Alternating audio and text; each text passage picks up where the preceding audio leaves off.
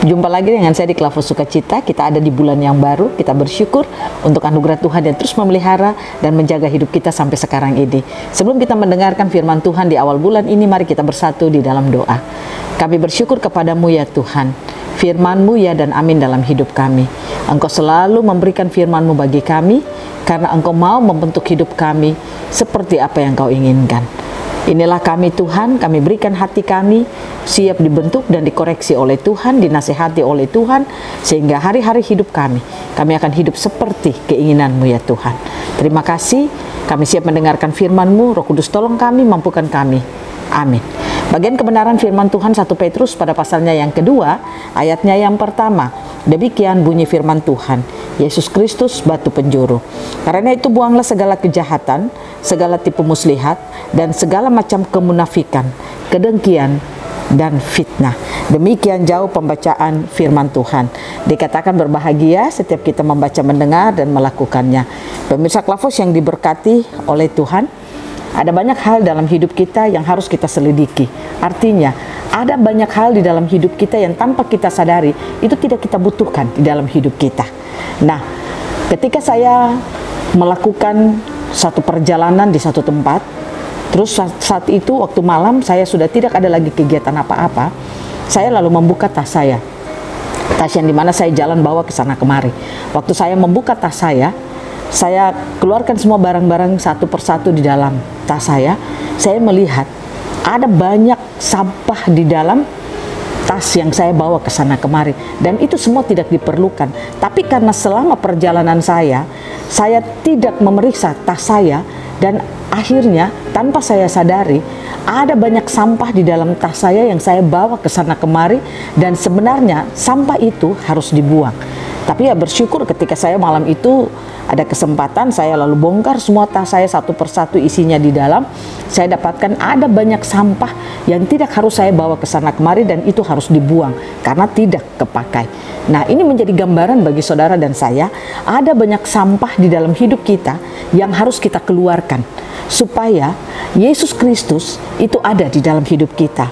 Terkadang Yesus mau memerintah dalam kehidupan kita, tapi karena terlalu banyak sampah dalam hidup kita, maka akhirnya menghimpit Kristus yang dalam hidup kita untuk bermanifestasi luar biasa dalam hidup kita, sehingga tanpa kita sadari kita tidak bisa mengambil Yesus Kristus menjadi batu penjuru dalam hidup kita.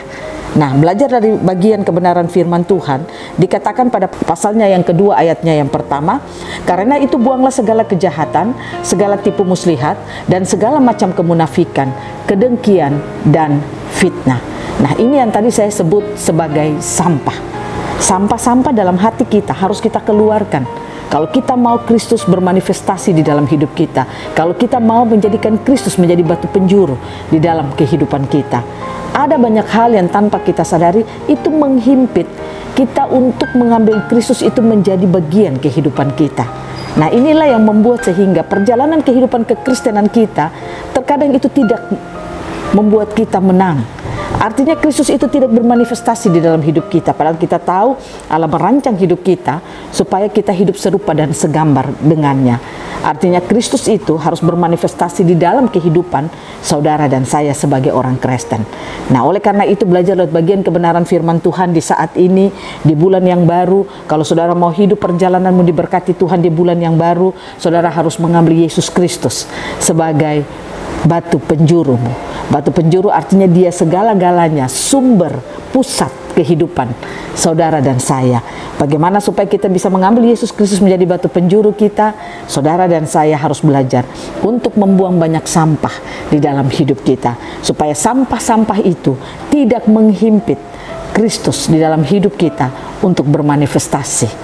Kalau sampah itu masih banyak, maka yang bermanifestasi bukan Kristus, tapi daging kita yang akan bermanifestasi. Makanya dikatakan, karena itu buanglah segala kejahatan, segala tipu muslihat, segala macam kemunafikan, kedengkian, dan fitnah. Mengapa orang sulit untuk melepaskan hidup suka berbohong? Karena itu sudah menjadi sampah dalam hidupnya. Kalau itu tidak dikeluarkan, maka dia tidak akan pernah hidup menjadi orang yang tidak berbohong, tapi dia akan terus berbohong di dalam kehidupannya. Tapi kalau itu dikeluarkan dari hidupnya, maka dia tidak akan pernah lagi berbohong. Dikatakan apa? Suka memfitnah. Ada banyak orang suka memfitnah di dalam hidupnya. Fitnah ke sana, fitnah kemari. Fitnah itu berarti menjelekkan orang.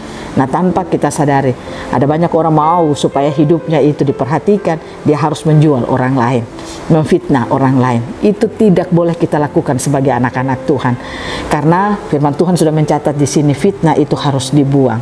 Dikatakan kedengkian itu harus dibuang, kemunafikan itu harus dibuang, tipu muslihat itu harus dibuang, segala macam kejahatan itu harus dibuang. Mari kita belajar untuk membuangnya. Bagaimana cara membuangnya? Terimalah firman yang lemah lembut di dalam hati saudara. Itulah yang membuat firman akan membersihkan segala sampah yang ada dalam hidup saudara. Ibarat kopi, kalau kita minum kopi yang punya ampas, kopi itu kalau ampasnya sudah duduk, bagaimana supaya ampasnya itu bersih? Hanya dengan cara isi air bersih di dalam ampas kopi itu. Lama-lama air itu terus diisi, tidak henti-hentinya sampai sampah itu atau ampas kopi itu akan keluar, dan sesudah itu tinggal air yang bersih dan jernih. Nah, untuk membuat sampah dalam hidup saudara harus keluar dari dalam kehidupan saudara, tugas saudara. Mari kita belajar untuk isi kebenaran firman dalam hidup kita. Itulah air kehidupan, air yang bersih yang akan membersihkan hidup saudara dan saya, supaya yang bukan berasal dari Tuhan itu akan keluar dari kehidupan kita semua. Tuhan Yesus memberkati kita di bulan yang baru ini. Kita akan berjalan dalam terang Tuhan. Kita akan menjadikan Yesus Kristus menjadi batu penjuru kehidupan kita. Saya berdoa, saudara yang membuka hati menerima firman, engkau akan diberkati Tuhan luar biasa di dalam hidup saudara di bulan yang baru ini. Ada kemenangan, ada sukacita, ada damai sejahtera akan saudara miliki dalam hidup saudara. Tuhan memberkati kita semua. Amin. Mari kita berdoa. Kami bersyukur kepada Tuhan, firman-Mu boleh mengajar kami di hari ini, membuang sampah di dalam hidup kami. Roh Kudus, tolong kami agar kami dapat menangkap suara Tuhan. Kami terus memberikan kesempatan firman limpah dalam hidup kami, sehingga yang bukan berasal dari Tuhan, sampah-sampah itu akan keluar dari hidup kami.